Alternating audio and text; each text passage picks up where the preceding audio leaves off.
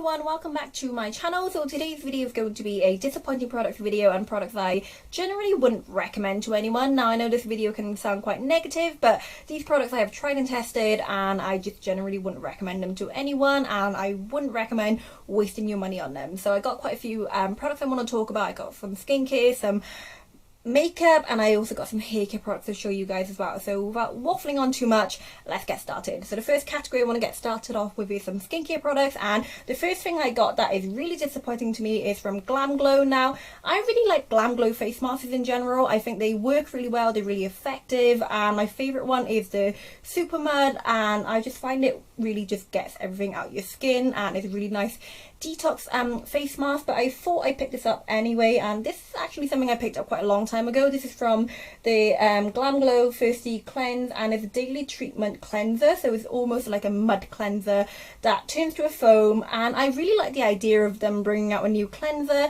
I tried it, it just did not work out for me, and I picked this up maybe about a year ago actually, from Sephora when I was in New York back last year I think. But I picked it up anyway and I thought I'd try it, but after using it a few times my skin was just really dry, and this is meant to be the more moisturizing one made for really dry skin, and this is the Thirsty Cleanse.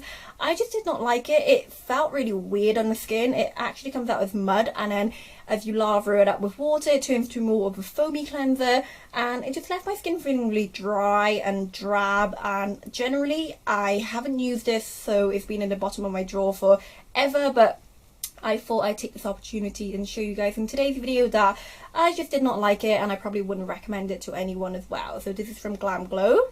The next product I have to show you guys is another cleanser that I have been trying, and this is from Pixi, and it's the Pixi Glow Mud Cleanser with 5% glycolic and aloe vera. Now I picked this up quite a few months ago actually. It's quite a new line from Pixi, and they revamped their whole skincare line, and this is something I was really excited to try, but unfortunately I was really disappointed. I have used it about 4 or 5 times, and every time I use it my skin is really dry, and it actually gets to the point where it's really tight, so I definitely wouldn't recommend it. And I know it is more of a glow mud cleanser, so maybe you shouldn't use it every single day, but I have been using it maybe twice a week as a detox cleanser, and still it just really dries my skin out, so I definitely wouldn't recommend it as well. So this is from Pixi.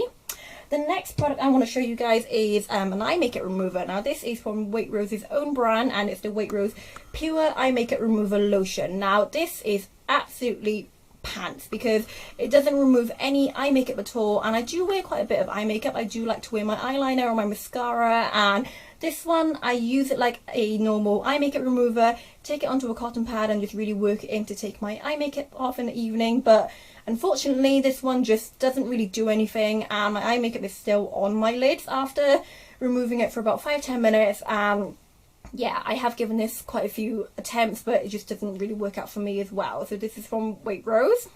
The next product, or the next last skincare item I want to show you guys is an eye cream. Now you might be quite surprised me showing you guys this product, because I have talked about it on my blog before that I really like it, but I don't know why. I think they changed something in it that just doesn't really work for me anymore. This is from Sarah Chapman, and it's the Sarah Chapman Skinesis Eye Recovery. Now I used to really like this eye cream. I used to use it every single night, but I picked one up quite recently, maybe about 4 or 5 months ago, and I think they just changed something in here that just doesn't really work for me. My under eye dark circles isn't getting better, or my bags aren't getting really any better, so I stopped using it and I switched up to a new eye cream, which is the Estee Lauder Revitalizing Supreme Eye Cream, which I really like. And compared to this one, this is just not something for me to use anymore. I think they definitely changed something in it that I don't like, or it doesn't work for my under eyes anymore, so unfortunately this is going to a different home as well. So this is from Sarah Chapman.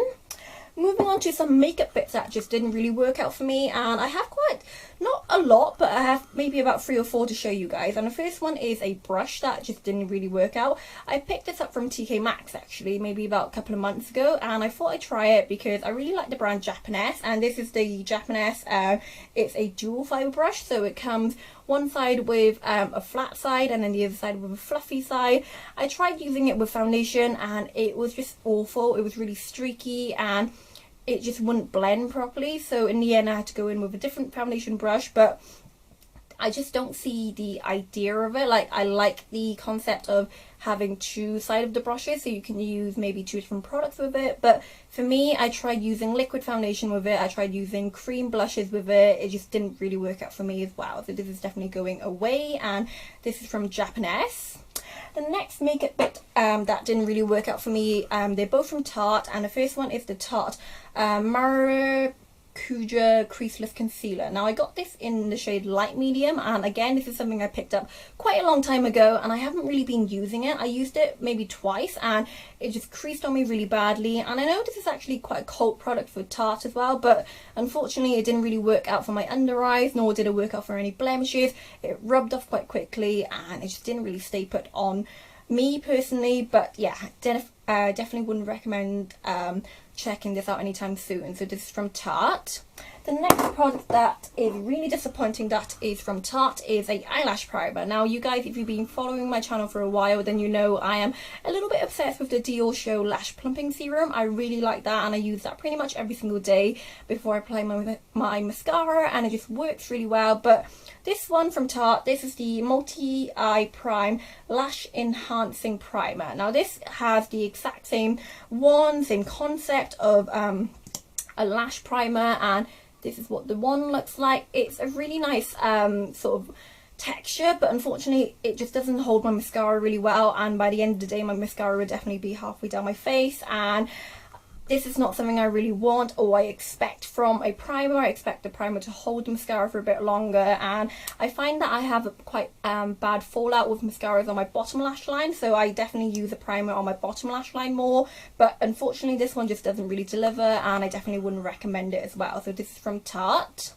Moving on to some nail polish that I don't really recommend, and I only have one brand I want to show you guys. Now these are from Sally Hansen, and these are the new Sally Hansen Miracle Gel polishes. Now I have tried this, and I tried it quite a few times before really giving my opinion on it, but these ones I just don't recommend it. I bought these on 3 for 2 from Boots before, and I thought I'd try it because I really like the concept of gel nails, and you can do it from your own home, which is really nice. And unfortunately these ones they went on really streaky and the gel didn't really set. So after the gel did eventually set, it would like kind of go quite gloopy quite quickly, and it would take quite a few coats to apply. So that's what I didn't really like about it, because you had to take a really long time to apply it. And secondly, the lasting power is absolutely shocking. I think it lasted maybe about half an hour before they all started to chip, and it was just really shocking, and I definitely wouldn't recommend these as well. So these are from Sally Hansen.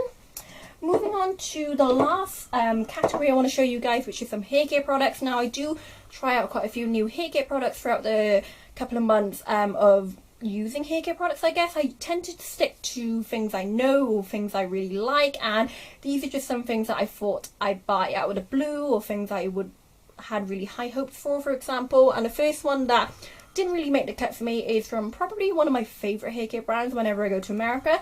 It's from a brand called Not Your Mother's, and this is the Beach Babe Texturizing Hair Cream. Now I picked this up from Ultra back last year, and after applying this on towel dry hair, my hair was really sticky and it was really gloopy. I didn't like the texture of it, and when I blow dried it, it kind of went really funny as well. So I definitely wouldn't recommend it. I tried using less of it, or I tried not using it on really wet hair and tried using it on slightly dry hair, but just doesn't work out for me, and unfortunately I definitely wouldn't recommend this for giving your hair texture, because it just made your hair really gloopy as well. So this is from Not Your Mother's.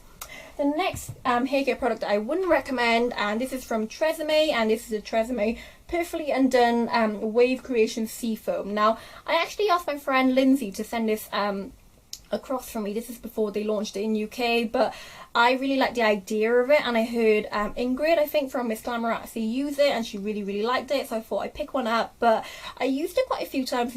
You can see it's actually about half a bottle left, but every time you use it, it just made my hair really crispy for some reason, and I didn't really like the feel of it, and you couldn't really straighten it or curl it either, so I didn't like the finish of that product. I tried using less of it again, and it just didn't really work out for me, unfortunately. So this is from Tresemme.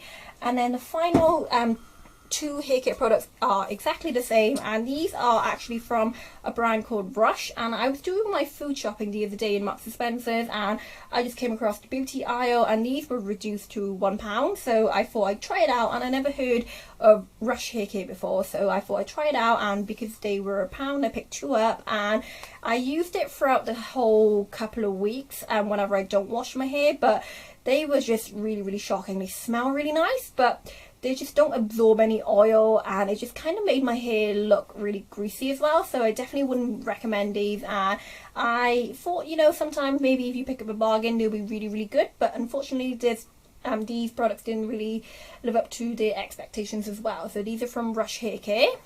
So that's a wrap for me, guys, for my disappointing products video. I hope you all enjoyed this video. If you did, don't forget to give the video a huge thumbs up, and make sure you're subscribed so you don't miss out on any videos. And I will have my latest video link for you down below in the description box and all my Twitter and social media. And thank you very much for watching today, and I'll see you next week for a new video.